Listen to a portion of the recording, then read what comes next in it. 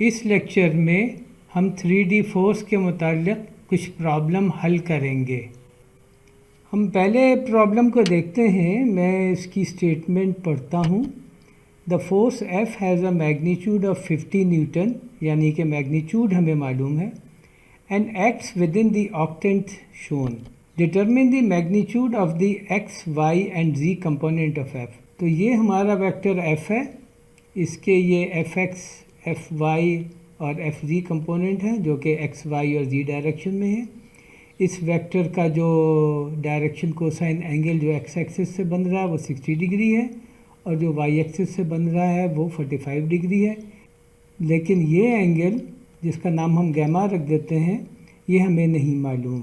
Force F जो है ये उस ऑक्टेंट में है जिसमें x, y और z तीनों पॉजिटिव हैं। सोल्यूशन स्ट्रेटजी हमारी ये होगी कि हम cosine square alpha plus cosine square beta plus cosine square gamma is equal to 1, इस रिलेशनशिप का इस्तेमाल करते हुए हम गैमा मालूम कर लेंगे।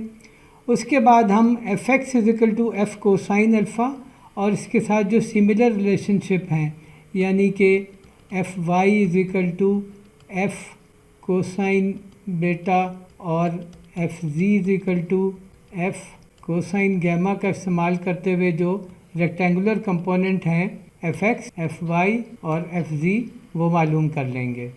सोल्यूशन पर हम आएँ तो हमारा सबसे पहला स्टेप ये होगा कि हमने गैमा की वैल्यू मालूम करनी है। उसके लिए हम ये वाले रिलेशनशिप इस्तेमाल करेंगे।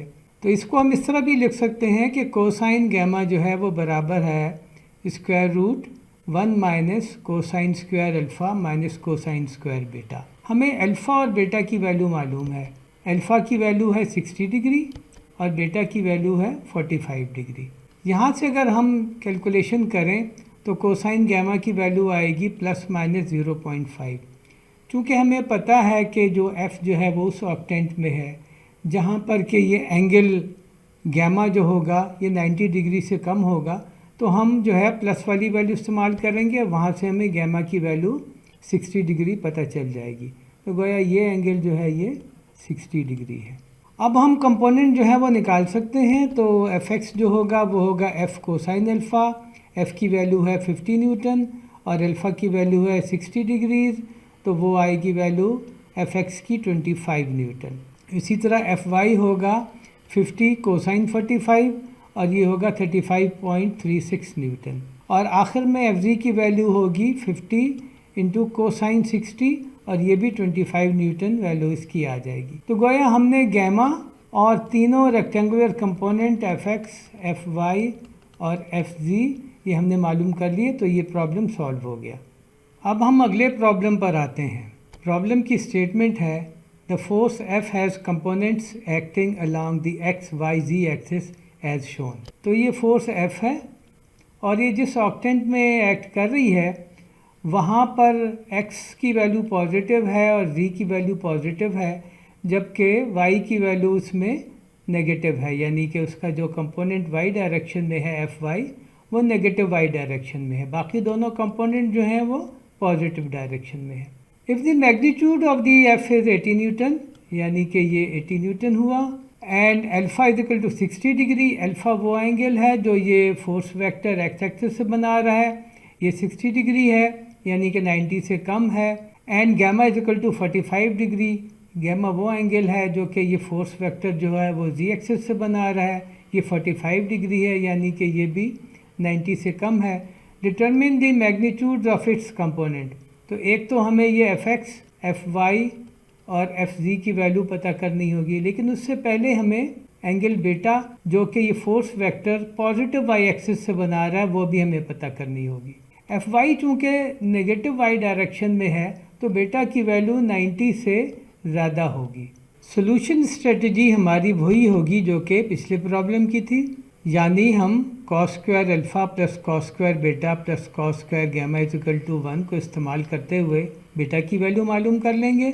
उसके बाद F X is equal to F cos alpha और जो सिमिलर रिलेशन हैं उनको इस्तेमाल करते हुए हम तमाम कंपोनेंट्स की वैल्यू मालूम कर लेंगे। तो हम अगर सोल्यूशन पर आएँ तो सबसे पहले हमारा स्टेप होगा कि हम बीटा की वैल्यू निकालेंगे। उसके लिए रिलेशनशिप जो इस्तेमाल होगी वो ये वाली रिलेशनशिप है, यानी कि cos square alpha plus cos square beta plus cos square gamma is equal to 1। यहाँ से हम लिख सकते हैं कि cos beta is equal to square root 1 minus cos square alpha minus cos square gamma. Alpha की वैल्यू 60 डिग्री है, ये हमें पता है। बीटा की वैल्यू 45 डिग्री है, ये भी हमें पता है। और यहाँ से हम कोसाइन बीटा की वैल्यू निकाल सकते हैं। तो कोसाइन बीटा की वैल्यू आएगी प्लस माइनस 0.5 और हम इसमें से जो इस्तेमाल करेंगे वो नेगेटिव वैल्यू होगी, क्योंकि हमें पता है बीटा की वैल्यू जो है वो 90 से ज़्यादा है। तो जब हम कैलकुलेट करेंगे बीटा तो वो आएगा 120 डिग्री। जब ये हमें मालूम हो गया तीनों एंगल, तो हम कंपोनेंट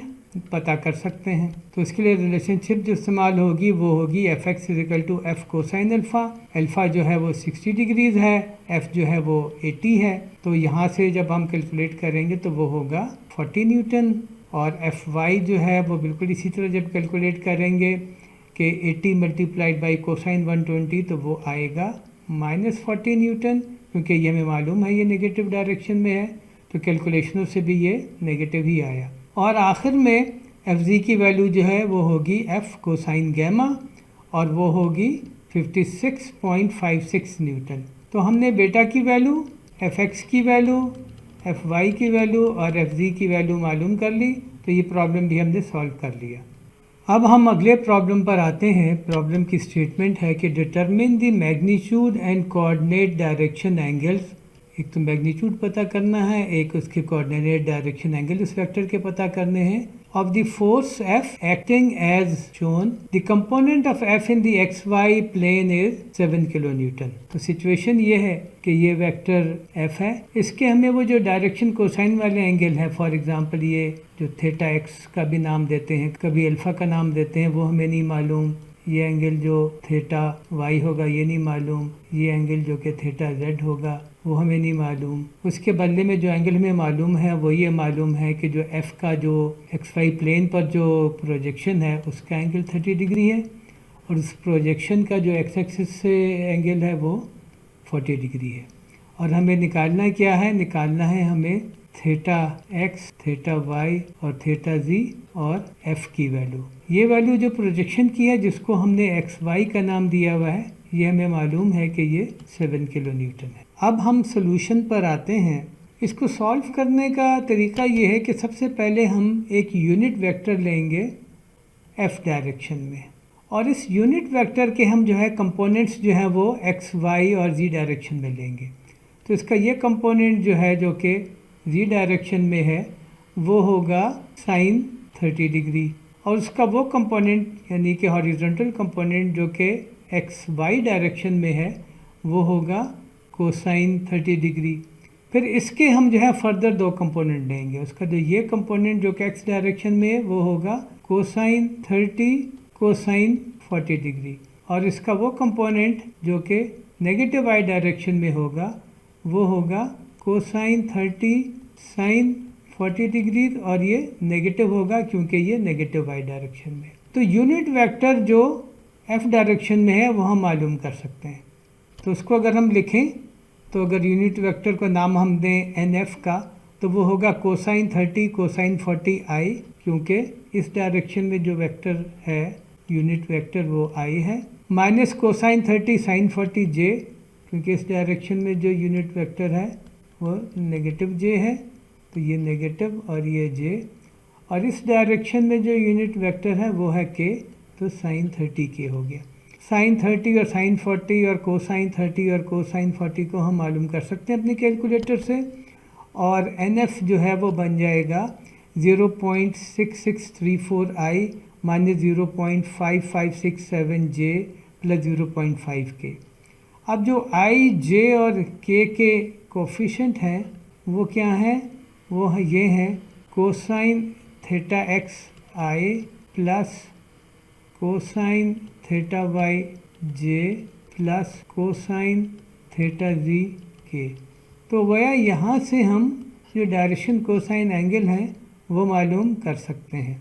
तो वो होंगे थीटा एक्स जो है वो आएगा कॉस इनवर्स 0.6634 यानी कि ये, तो वो आएगा 48.44 डिग्रीज। इसी तरह थीटा वाई की वैल्यू आएगी 123.83 डिग्री और थीटा जी की वैल्यू आएगी 60 डिग्री।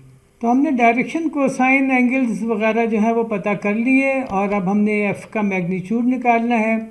तो हमें ये इन्फॉर्मेशन मौजूद है कि एफ़ कोसाइन 30 डिग्री जो कि प्रोजेक्शन है एफ़ की एक्स वाई प्लेन में वो 7 किलो न्यूटन है। तो इसको अगर हम इस्तेमाल करें तो एफ़ की वैल्यू आ जाएगी 8.08 किलो न्यूटन।